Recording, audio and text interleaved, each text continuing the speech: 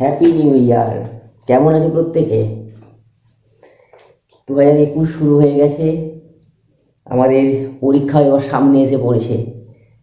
এর আগে বলতে পারতাম পরীক্ষাকে আমাদের 1 বছর দেরি, এখন আর 1 বছর দেরি বলা যাবে না। তার কারণ 2021 সালেই পরীক্ষা হবে, যদিও জুন মাসে। আচ্ছা ঠিক আছে, আগের দিন আমি কত দূর করিয়েছি? আগের ক্লাসে তোমাদের পর্যায় সারণীর আধুনিক পর্যায় সারণী অর্থাৎ মজলের সূত্র করিয়েছিলাম, সেখান থেকে আধুনিক পর্যায় সারণী করিয়েছিলাম। আচ্ছা, আধুনিক যে পর্যায় সারণী, সেখানে কতগুলো পর্যায়, কতগুলো শ্রেণী আছে?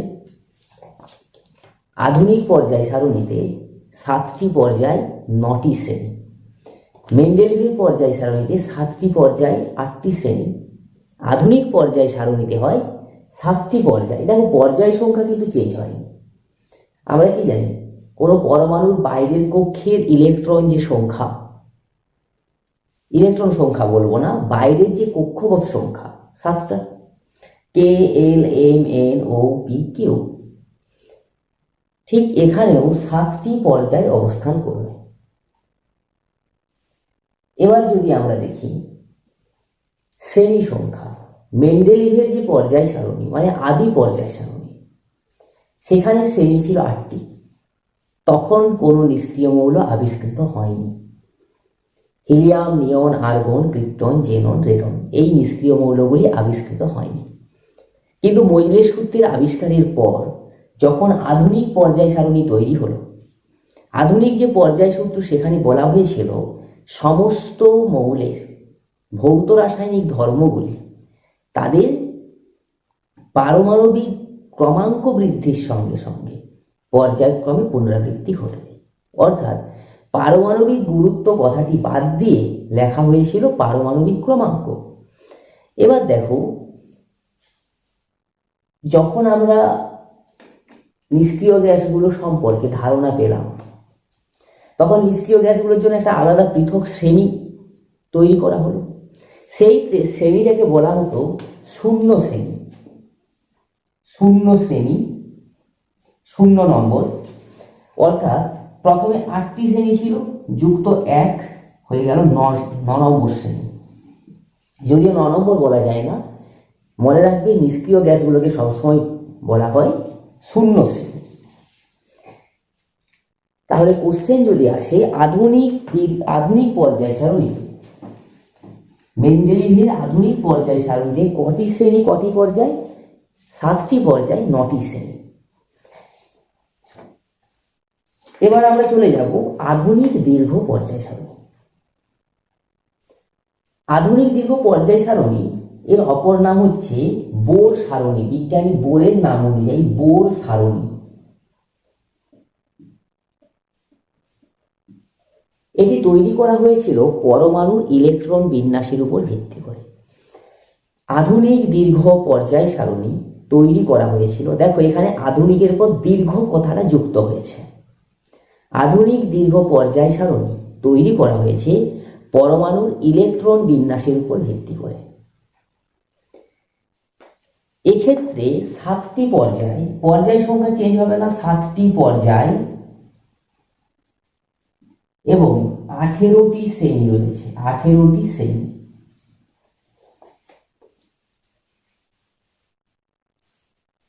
সাতটি পর্যায়, 18টি শ্রেণী।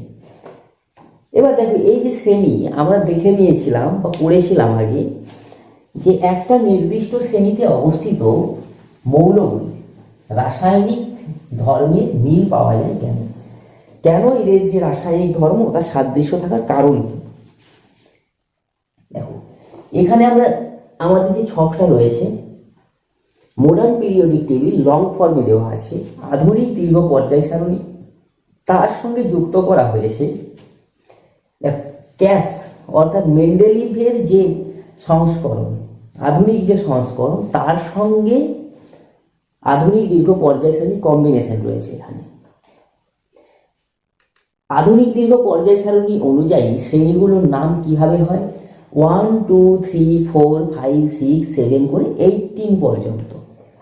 আমি আগেও বলেছিলাম 1 নম্বর যে শ্রেণী, 1 নম্বর শ্রেণীতে ক্ষার ধাতু, 2 নম্বর শ্রেণীতে এখানে দেখো 1 নম্বরে হাইড্রোজেন বাদ দিয়ে lithium, sodium, potassium, rubidium, caesium, francium ক্ষার ধাতু। 2 নম্বর শ্রেণী beryllium, magnesium, calcium, strontium, barium, radium ক্ষারীয় মৃত্তিকা ধাতু। 3 নম্বর শ্রেণী থেকে 12 নম্বর শ্রেণী, এখানে মোট এখানে যে মৌলগুলো রয়েছে ব্লু কালারের, সেগুলো সব হচ্ছে সন্ধিগত মৌল, মাঝখানে অবস্থান করছে।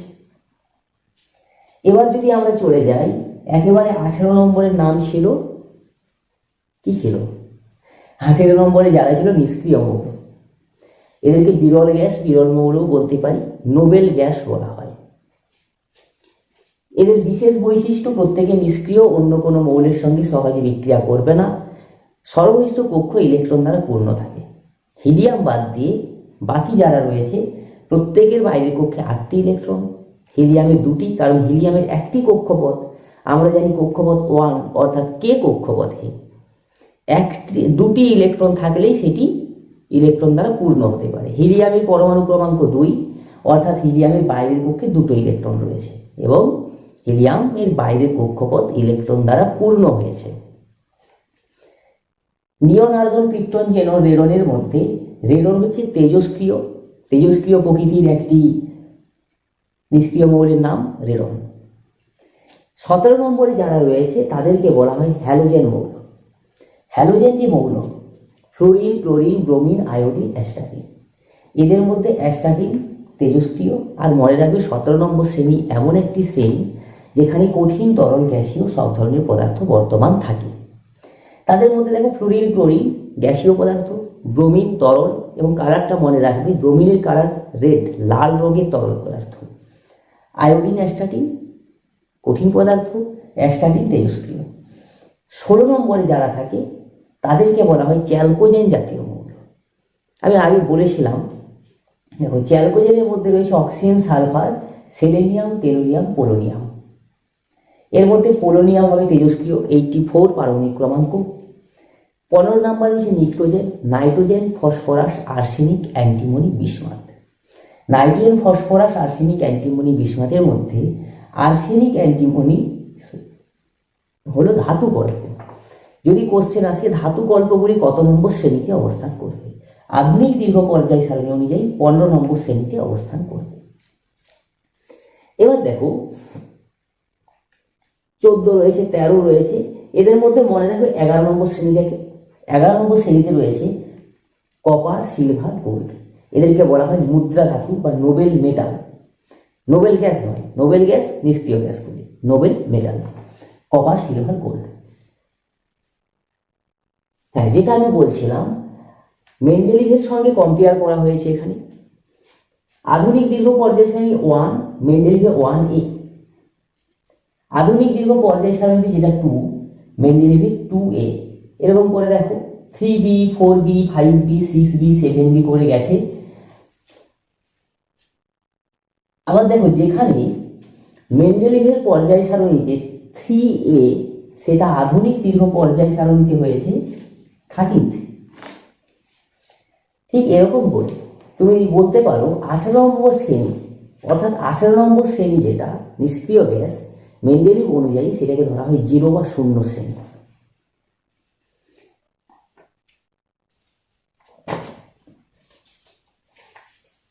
এবার ধরো যে কোশ্চেনটা বলছিলাম, একটি নির্দিষ্ট শ্রেণীতে অবস্থিত মৌলগুলি, একটি নির্দিষ্ট শ্রেণী ধরে নাও 1 নম্বর শ্রেণী অথবা 17 নম্বর শ্রেণী, যে কোনো একটা শ্রেণী, সেই মৌলগুলো রাসায়নিক ধর্মে মিল থাকে।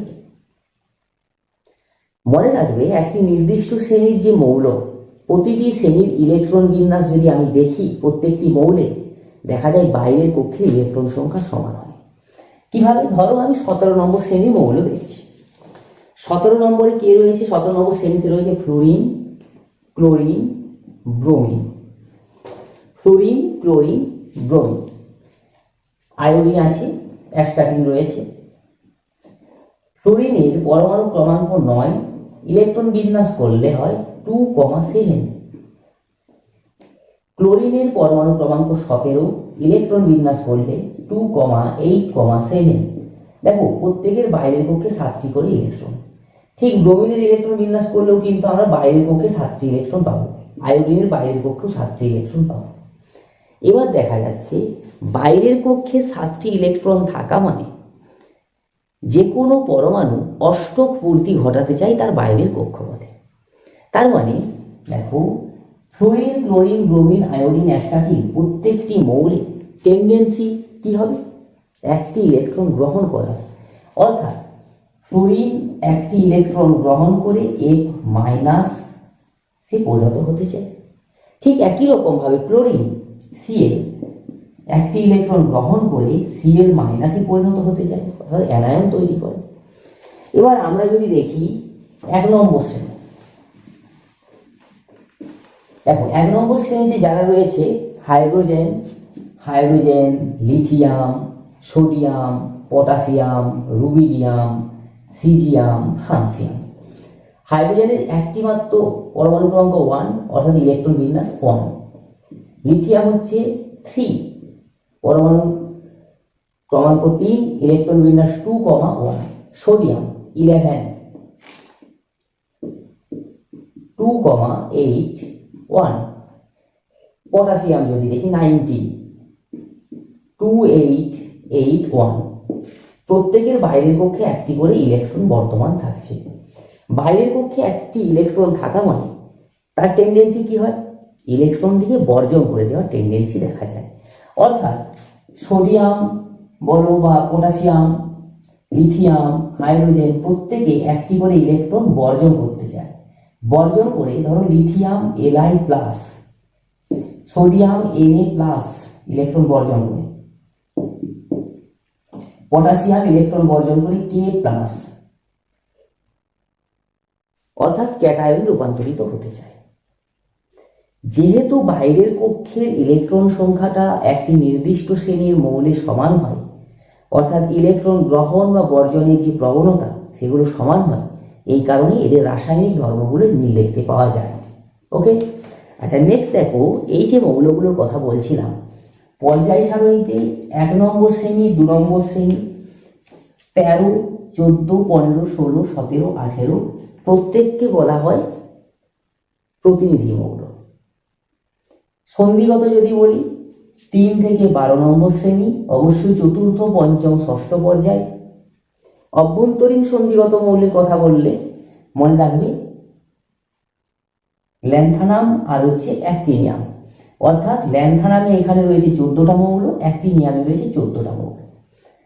অভ্যন্তরীণ সন্ধিগত মৌল আগেই বলেছি 18 নম্বরে যারা রয়েছে তারা নিষ্ক্রিয়, 17 নম্বরে যারা রয়েছে তারা হলো হ্যালোজেন, 16 নম্বরে চ্যালকোজেন, 15 নম্বরে নিক্টোজেন, 1 নম্বরে যারা রয়েছে ক্ষার ধাতু, এবং 2 নম্বর শ্রেণীতে যারা রয়েছে ক্ষারীয় মৃত্তিকা ধাতু।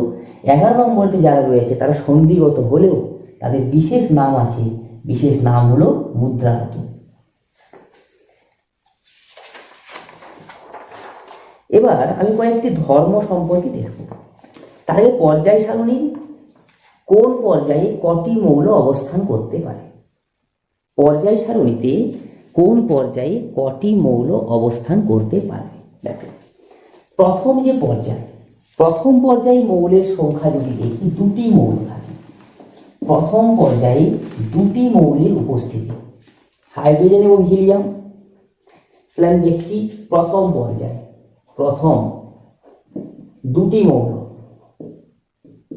একে বলা হয় অতি হ্রস্ব পর্যায়। অতি হ্রস্ব পর্যায়। দ্বিতীয় পর্যায়ে মৌলের সংখ্যা মোট রয়েছে 8টি, এটি প্রথম হ্রস্ব পর্যায়। প্রথম হ্রস্ব পর্যায়। তৃতীয় পর্যায়ে যদি দেখি, তৃতীয় পর্যায়ে এখানে মৌলের সংখ্যা 8টি, এটি হলো দ্বিতীয় হ্রস্ব পর্যায়। দ্বিতীয় হ্রস্ব পর্যায়। তৃতীয় পর্যায় হলো চতুর্থ পর্যায়। চতুর্থ পর্যায়ে মৌলের সংখ্যা 18টি। চতুর্থ পর্যায়ে মৌলের সংখ্যা রয়েছে 18টি, একে বলা হয় প্রথম দীর্ঘ পর্যায়। প্রথম দীর্ঘ পর্যায়। পঞ্চম পর্যায়ের কথা বললে পঞ্চম পর্যায়ে মৌলের সংখ্যা 18টি, দ্বিতীয় দীর্ঘ পর্যায়। ষষ্ঠ পর্যায়, এখানে মৌলের সংখ্যা 32 প্রথম অতি দীর্ঘ পর্যায়, বা আমরা বলতে পারি অতি দীর্ঘ পর্যায়ের মধ্যে পড়ছে। হ্যাঁ, প্রথম অতি দীর্ঘ পর্যায়, প্রথম অতি দীর্ঘ পর্যায়।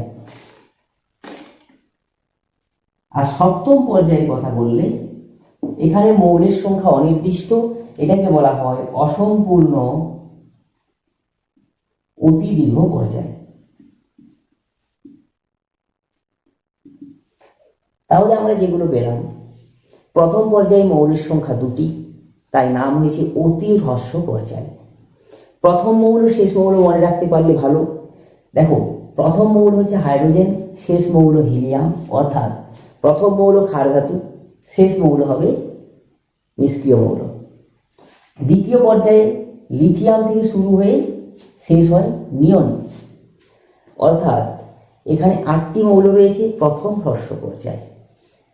তৃতীয় পর্যায়ে 8টি মৌল, সোডিয়াম প্রথম মৌল এবং আর্গন শেষ মৌল। এখানেও 8টি মৌল, এটাকে বলা হয় দ্বিতীয় হ্রস্ব পর্যায়। এবার যদি আমরা চলে যাই চতুর্থ পর্যায়ে, এখানে দেখো পরপর 18টি মৌল রয়েছে, কারণ আমরা কি জানি আধুনিক দীর্ঘ পর্যায় সারণীতে যেহেতু 18টি শ্রেণী রয়েছে, প্রত্যেকটি শ্রেণীতে একটি করে মৌল, হয়ে গেল কত 18টি মৌল। 18টি মৌল থাকা মানে এটাকে আমরা বললাম প্রথম দীর্ঘ পর্যায়। কত নম্বর পর্যায়? চতুর্থ পর্যায়ের অপর নাম প্রথম দীর্ঘ পর্যায়।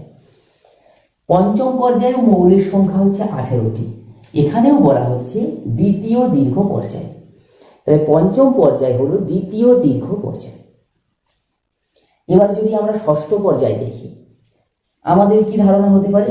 মৌলের সংখ্যা 32, কিন্তু আমরা দেখতে পাচ্ছি 18টি শ্রেণী, মানে 18টি ঘর আছে, 32টা কি করে থাকবে? এখানে ম্যাজিক আছে। দেখো ম্যাজিক কেন বললাম, এই যে ল্যান্থানামের যে সিরিজ ল্যান্থানাম LA, এখানে 57 থেকে 71 পরমাণু ক্রমাঙ্ক, অর্থাৎ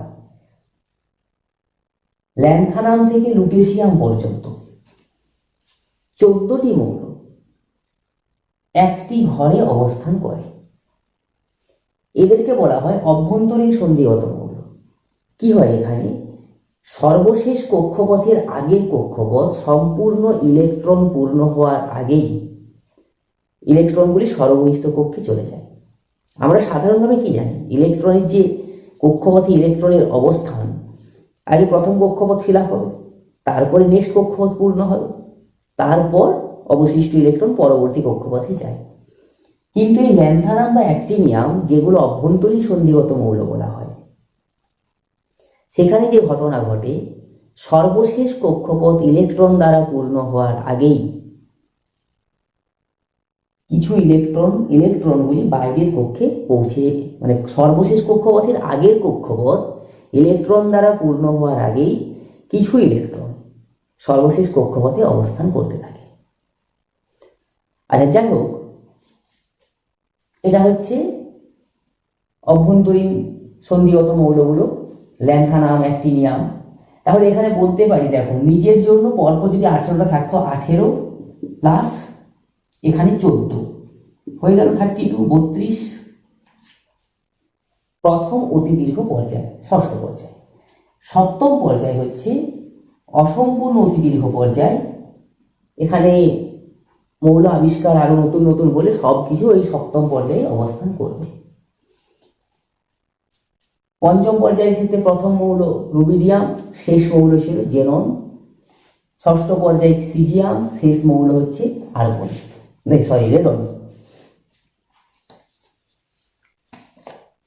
এবার দেখো পর্যায়গত ধর্ম।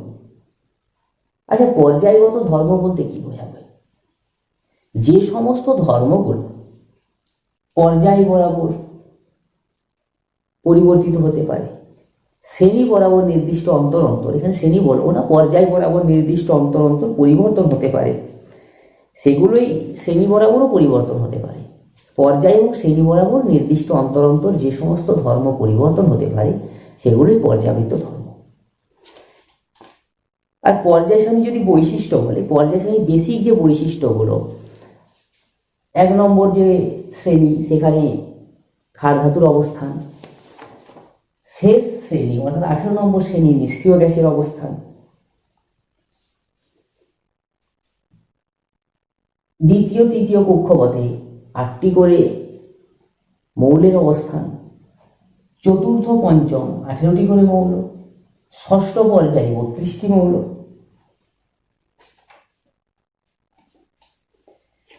তাহলে দেখো 18টি মৌলের পর যেমন বললাম চতুর্থ আর পঞ্চম পর্যায়ে, এখানে 18টি মৌলের পর তাদের ভৌত রাসায়নিক ধর্মগুলি পুনরাবৃত্তি ঘটবে। কিন্তু প্রথম পর্যায়ে 2টি মৌলের পর পুনরাবৃত্তি ঘটবে ধর্মের, দ্বিতীয় পর্যায়ে তৃতীয় পর্যায়ে 8টি করে মৌলের পর তাদের ভৌত রাসায়নিক ধর্মের পুনরাবৃত্তি ঘটবে। ওকে, আচ্ছা এবার দেখো এই পর্যাবৃত্তি ধর্ম কি কি হতে পারে। পারমাণবিক ব্যাসার্ধ হতে পারে, আয়নন বিভব বা আয়নন শক্তি, তড়িৎ ঋণাত্মকতা, বিজারণ ধর্ম বা ধাতব ধর্ম, জারণ ক্ষমতা বা অধাতব ধর্ম। এগুলো একটা কোশ্চেন আসে, অনেকবার এসেওছে এটা, যে কোনটি পর্যাবৃত্ত ধর্ম নয়। মনে রাখবে তেজস্ক্রিয়তা ধর্মটি পর্যাবৃত্ত ধর্ম হবে না। কি বললাম? তেজস্ক্রিয়তা ধর্মটি পর্যাবৃত্ত ধর্ম হবে না। এই যে পর্যাবৃত্ত ধর্মগুলো বললাম, পারমাণবিক ব্যাসার্ধ, আয়নন শক্তি বা আয়নন বিভব, তড়িৎ ঋণাত্মকতা, জারণ ক্ষমতা, বিজারণ ক্ষমতা। মনে রাখবে বিজারণ ক্ষমতা মানে ধাতব ধর্ম, জারণ ক্ষমতা মানে অধাতব ধর্ম।